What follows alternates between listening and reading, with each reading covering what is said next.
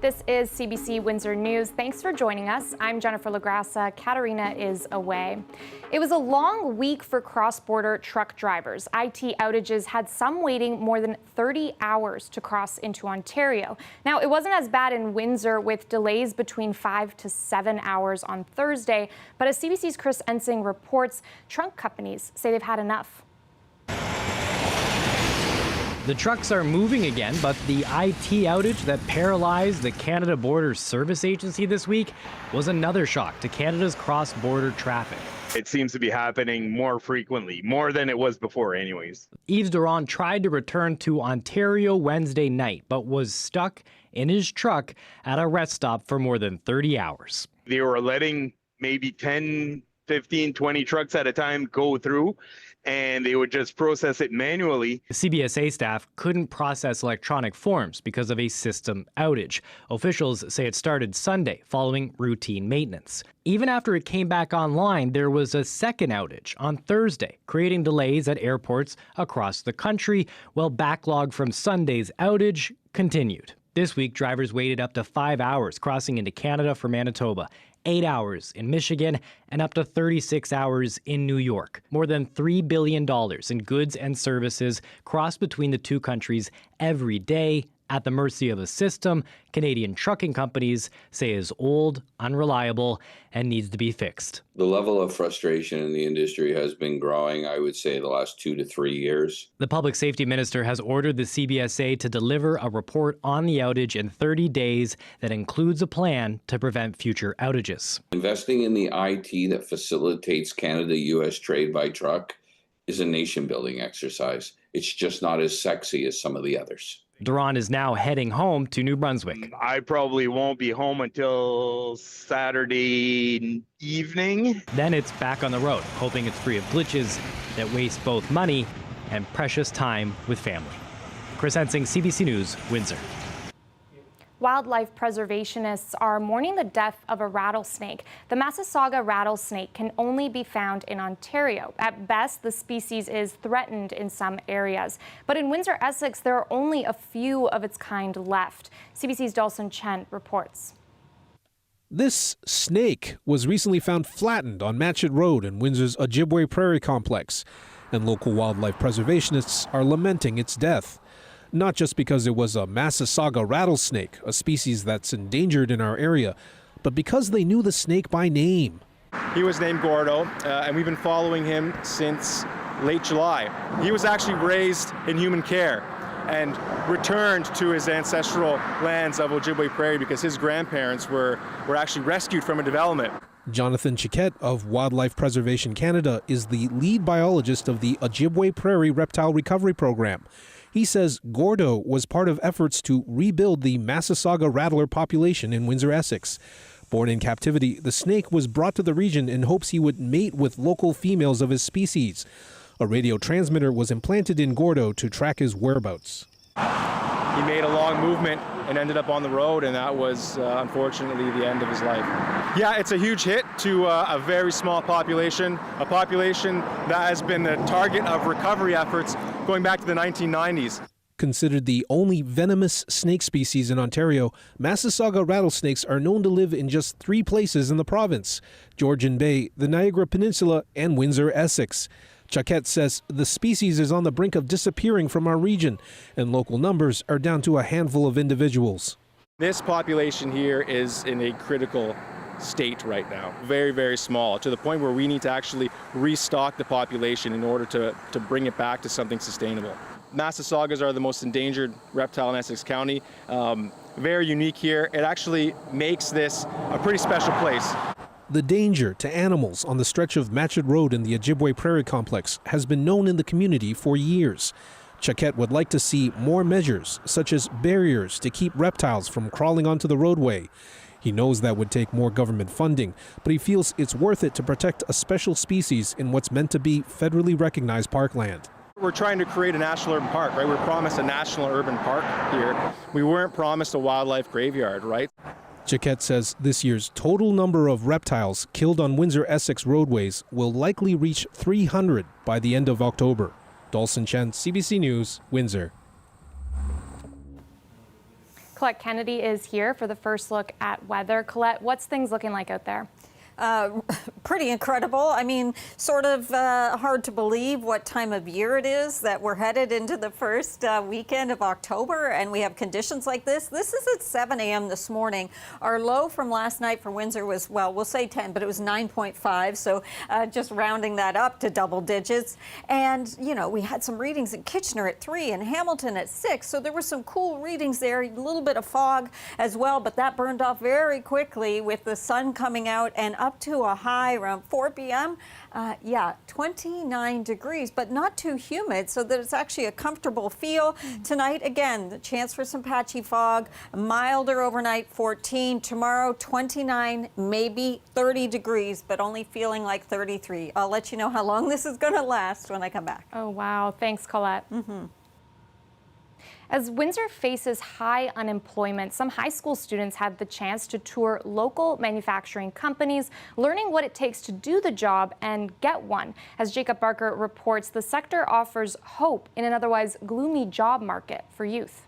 Is a lower front fascia. Getting out of high school and looking at the job market in 2025 might seem daunting to these Sandwich secondary students. At 18.2% in 2024, unemployment among youth in Windsor has been the highest in the country. And it's like sort of something that I think about, like, after I get out of high school, will I succeed? Will I make it?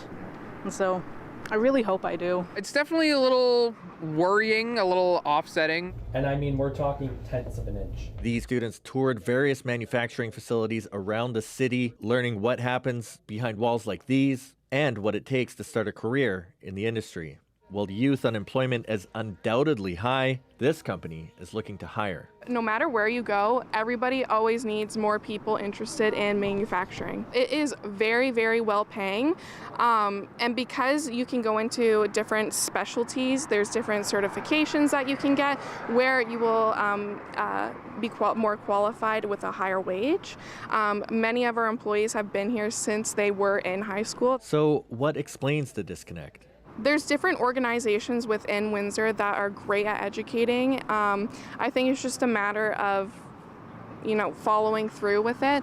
And that's kind of where the parents come in, because the kids may not remember, they may forget, because it is somewhat of a process. I feel like a large contributing factor to that unemployment is a lot of the people my age trying to get, you know, typical starter jobs, you know, gas station cashier, all that stuff. And there's only so many that are fillable there. Whereas, you know, there's so many positions at things like all these plants that people just don't really notice. Today's visit brought those opportunities into focus for these students, who remain hopeful despite what the statistics show. It does make me nervous and I think about it a lot, but also I think my school tries its hardest to bring opportunities to the students, and I'm just hope that everybody who gets out of high school gets an opportunity to get a job where they make a good living.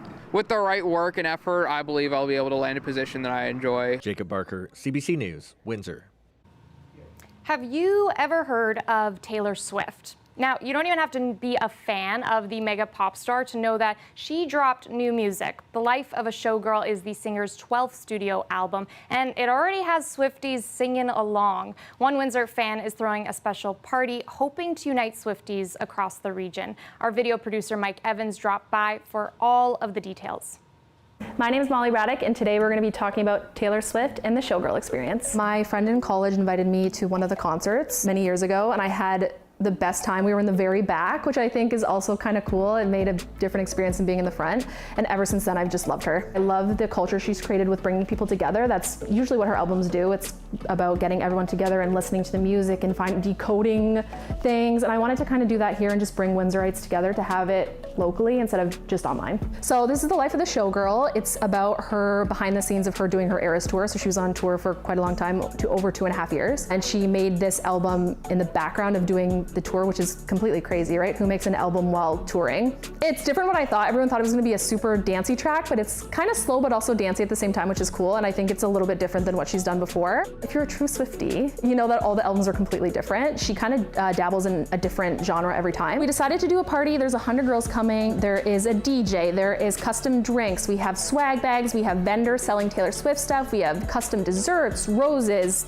all of this like showgirl photo ops. It's gonna be, and the album's gonna be blasting, which is gonna be fun. All these Swifties are gonna get together and decode and tell each other what our favorite songs are, which is most people are excited for. And everyone's dressing up. And I think I might do a dress change, which is very Taylor Swift of me, to kind of switch it up halfway through and kind of change everyone. They're gonna be like, what? You're in a new outfit? You've got 100 people coming here tonight, right? What does that say about the Swiftie community in Windsor? It's huge. And to be honest with you, we're kind of sad we couldn't have more people because we had a lot of interest, more than 100, and we could only have 100. Maybe next time I'll make it bigger, but there's a lot of Swifties in Windsor. They want to hang out and they want to be friends and they want to do things, which was the main reason why we did this, was to get people together.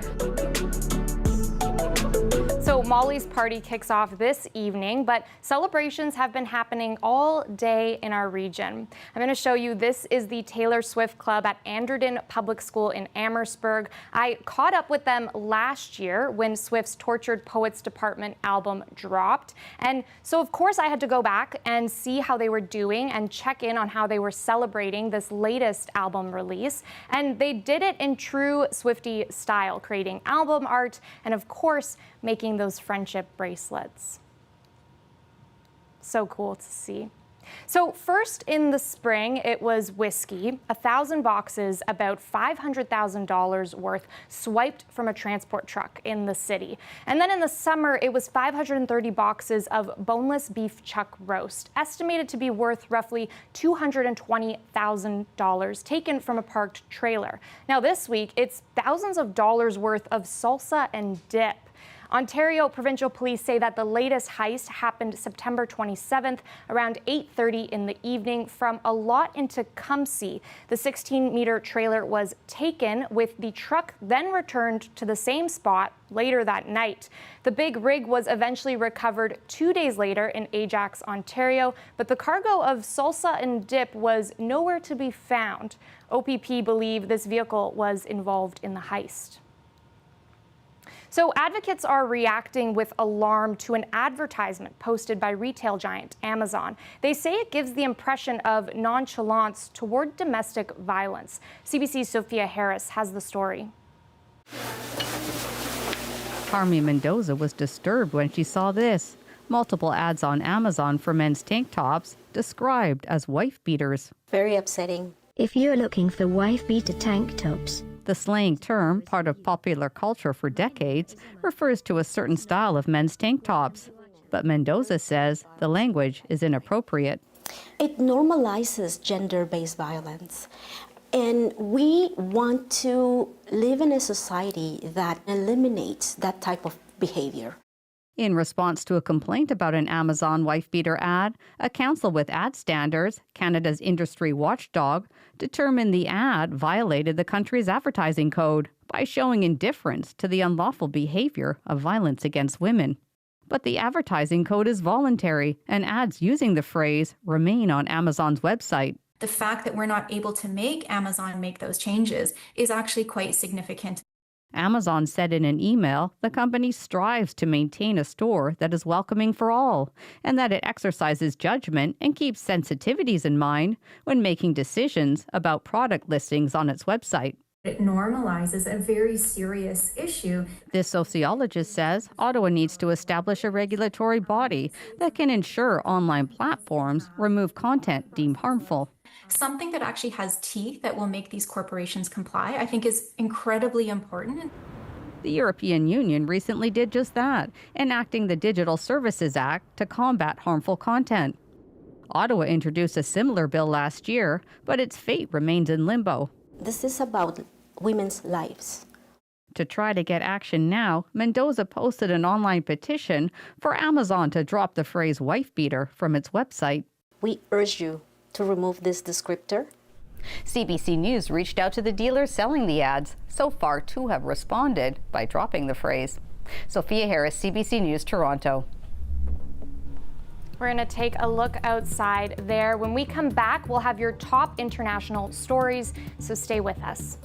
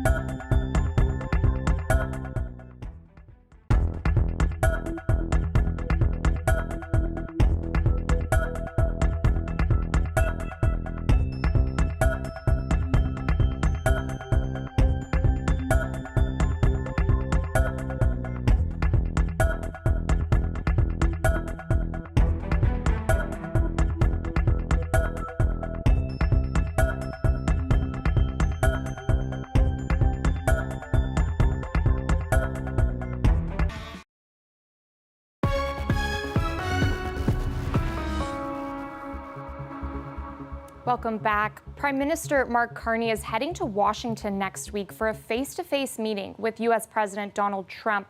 Carney's office says the visit on Tuesday will focus on shared priorities in a new economic and security relationship. It's been more than 2 months since a deadline passed to reach a deal on tariffs, and the Liberals are under pressure from the opposition and affected industries. The current CUSMA trade agreement with the U.S. is set for review next year, but the government says it hopes for progress before then.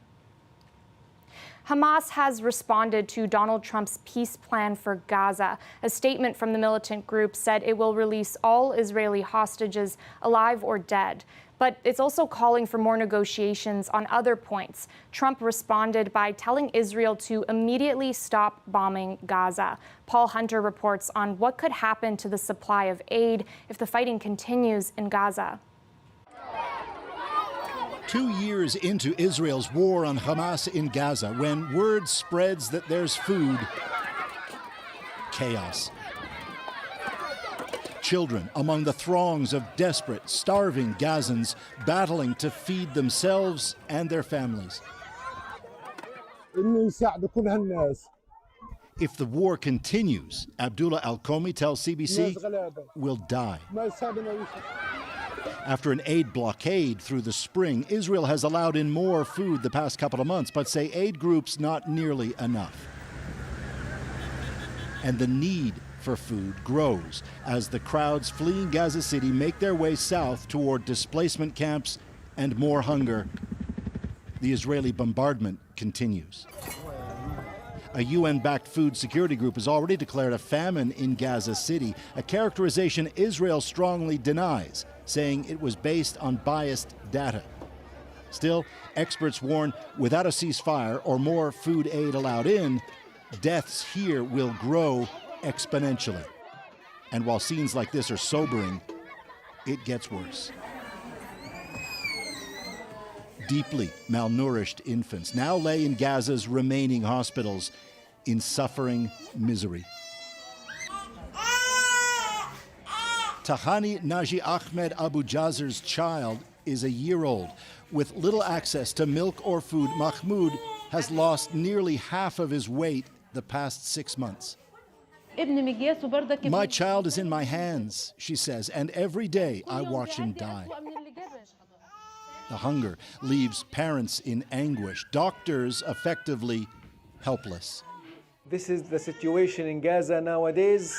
The whole rooms of the hospital, they are fully occupied by severe acute malnutrition. Into all of this, the U.S. proposed ceasefire plan, which, if accepted, would allow the free flow of aid to Gaza. Says UNICEF's James Elder in Gaza, it would change everything. Humanitarian aid is not just food.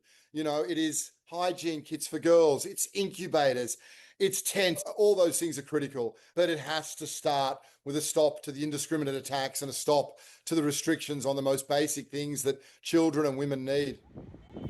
When will it all end, they wonder, in ever more desperation. Paul Hunter, CBC News, Jerusalem.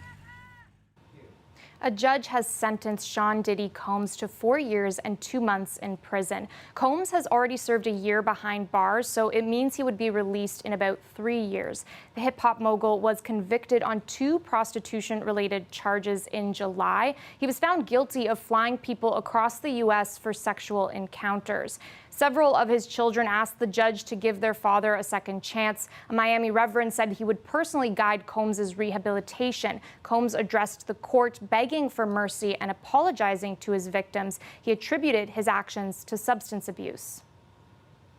A woman will lead the Church of England for the first time in history. Sarah Mullally has been named Archbishop of Canterbury.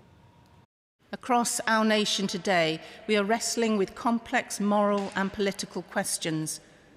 The legal right of terminally ill people to end their own life. Our response to people fleeing war and persecution to seek safety and refuge. Mullally becomes the spiritual leader for about 85 million Anglicans. She's 63 and is a former nurse.